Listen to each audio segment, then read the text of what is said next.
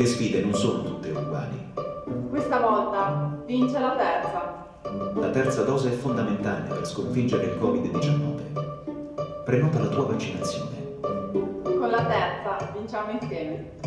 Veramente grazie, per me è stato un piacere e un onore collaborare con voi per questa campagna. Un'amica del Veneto si è messa subito a disposizione per questa campagna istituzionale. Con queste parole il presidente Zaia ha presentato il video di sensibilizzazione alla vaccinazione che vede come protagonista la campionessa Federica Pellegrini. Video dal pomeriggio diffuso sui social che verrà trasmesso anche dai mezzi di informazione. L'iniziativa voluta dal governatore che si è rivolto a quei cittadini che non si sono ancora vaccinati per timore. La battaglia la facciamo assieme e la vinciamo assieme. Questa battaglia dobbiamo vincerla, non dobbiamo tornare a chiudere tutto, dice Zaia, presentando i dati della giornata che vede in Veneto oltre 5.000 nuovi contagi, con un tasso di occupazione delle terapie intensive al 16% e dell'area medica al 17%.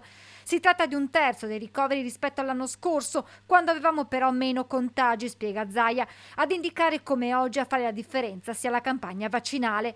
Ma se la situazione ospedaliera dovesse peggiorare, il passaggio in zona arancione sarà inevitabile, per questo il Veneto ha pronto un provvedimento per salvare la stagione sciistica. Vi dico già che stiamo preparando un provvedimento, una mia ordinanza, affinché anche in presenza di zona arancione si continui a sciare. E il pensiero di Zaia va a tutti gli operatori della sanità veneta da quasi 2 anni in prima linea nella lotta al Covid.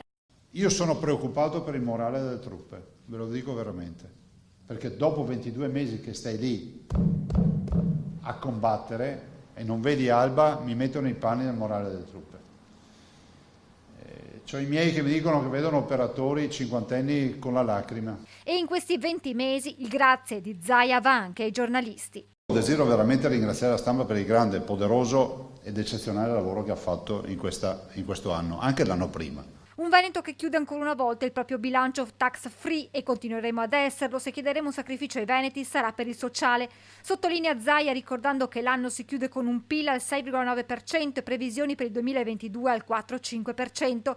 C'è poi la sfida che passa attraverso i 229 miliardi di euro del PNRR. Noi ci siamo candidati per tutta la partita sicuramente della sostenibilità e questo senza escludere ovviamente il grande blocco dell'idrogeno. Veneto candidato a diventare laboratorio per la produzione e distribuzione, ma soprattutto per la mobilità a idrogeno a partire dai treni. E a proposito di treni, stiamo anche lavorando per Hyperloop, no? Che è il treno ad alta velocità, direi che è il treno più veloce del mondo